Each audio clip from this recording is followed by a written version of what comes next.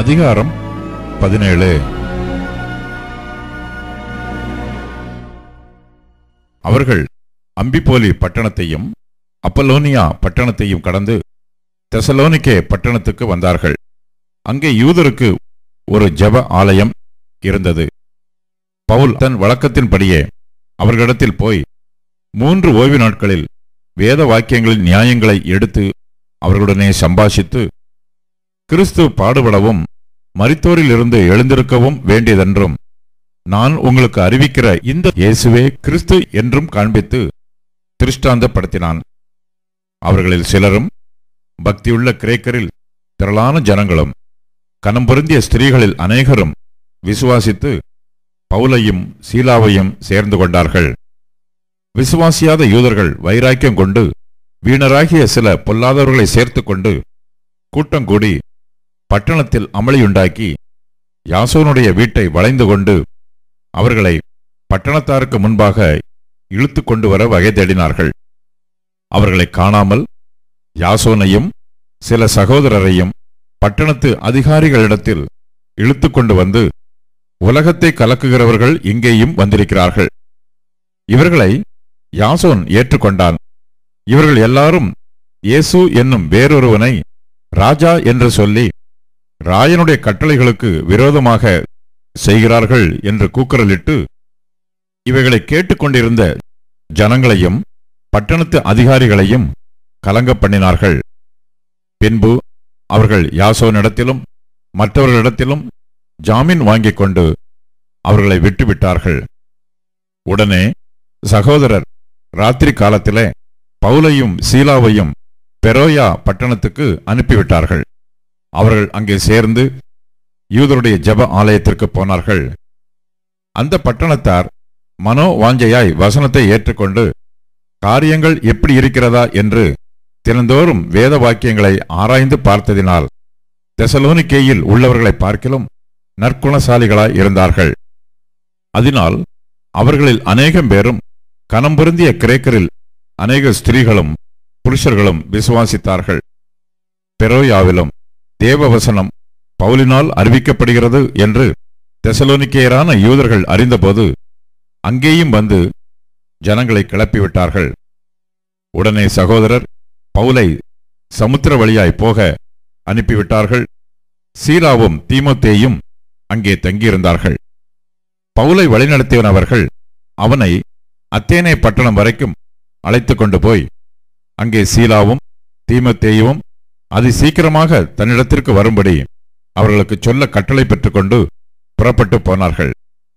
அத்தேனே பட்டணத்தில் பவுல் அவர்களுக்காக காத்து கொண்டிருக்கையில் அந்த பட்டணம் விக்கிரகங்களால் நிறைந்திருக்கிறதைக் கண்டு தன் ஆவியில் மிகுந்த வைராக்கியமடைந்து ஜெப ஆலயத்தில் யூதரோடும் பக்தியுள்ளவர்களோடும் சந்தை வழியில் எதிர்ப்பட்டவர்களோடும் தினந்தோறும் சம்பாஷணை பண்ணினான்.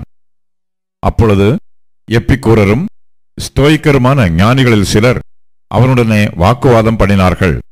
சிலர், இந்த வாயாடி என்ன பேசப் போகிறான் என்றார்கள். சிலர், இவன் அந்நிய தேவதைகளை அறிவிக்கிறவனாக காண்கிறது என்றார்கள். அவன் இயேசுவையும் உயிர்த்தெழுதலையும் அவர்களுக்கு பிரசங்கித்தபடியினாலே அப்படி சொன்னார்கள். அவர்கள் அவனை மார்ஸ் மேடைக்கு அழைத்துக் கொண்டு போய், நீ சொல்லுகிற புதிதான உபதேசம் இன்னதென்று நாங்கள் அறியலாமா?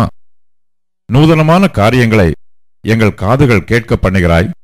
அவைகளின் கருத்து இன்னதென்று அறிய மனதாயிருக்கிறோம் என்றார்கள். அந்த அத்தேனே பட்டணத்தார் எல்லாரும் அங்கே தங்குகிற அந்நியரும் நவமான காரியங்களை சொல்லுகிறதிலும் கேட்கிறதிலுமே ஒழிய வேறொன்றிலும் பொழுது போக்குகிறதில்லை. அப்பொழுது பவுல் மார்ஸ் மேடையின் நடுவிலே நின்று, அத்தேனரே, எந்த விஷயத்திலும் நீங்கள் மிகுந்த தேவ பக்தி உள்ளவர்கள் என்று காண்கிறேன்.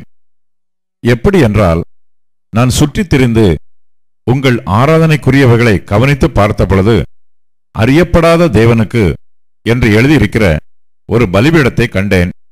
நீங்கள் அறியாமல் ஆராதிக்கிற அவரையே நான் உங்களுக்கு அறிவிக்கிறேன். உலகத்தையும் அதிலுள்ள யாவற்றையும் உண்டாக்கின தேவனானவர் வானத்திற்கும் பூமிக்கும் ஆண்டவராய் இருக்கிறபடியால் கைகளினால் கட்டப்பட்ட கோவில்களில் அவர் வாசம் பண்ணுகிறதில்லை. எல்லாருக்கும் ஜீவனையும் சுவாசத்தையும் சகலத்தையும் கொடுக்கிற அவர் தமக்கு யாதொன்று தேவையானது போல மனுஷர் கைகளால் பணிவிடை கொள்ளுகிறதும் இல்லை. மனுஷ ஜாதியான சகல ஜனங்களையும் அவர் ஒரே இரத்தத்தினாலே தோன்ற பண்ணி பூமியின் மீதெங்கும் குடியிருக்கச் செய்து முன் தீர்மானிக்கப்பட்ட காலங்களையும் அவர்கள் குடியிருப்பின் எல்லைகளையும் குறித்திருக்கிறார். கர்த்தராகிய தம்மை அவர்கள் தடவியாகிலும் கண்டுபிடிக்கத்தக்கதாக தம்மை தேடும்படிக்கு அப்படி செய்தார். அவர் நம்மில் ஒருவருக்கும் தூரமானவர் அல்லவே. ஏனெனில் அவருக்குள் நாம் பிழைக்கிறோம், அசைகிறோம், இருக்கிறோம். அப்படியே உங்கள் புலவர்களிலும் சிலர் நாம் அவருடைய சந்ததியார் என்று சொல்லி இருக்கிறார்கள்.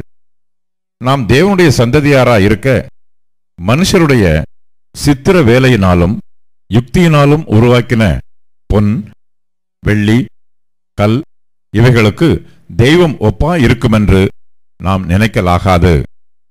அறியாமையுள்ள காலங்களை தேவன் காணாதவர் போல் இருந்தார்.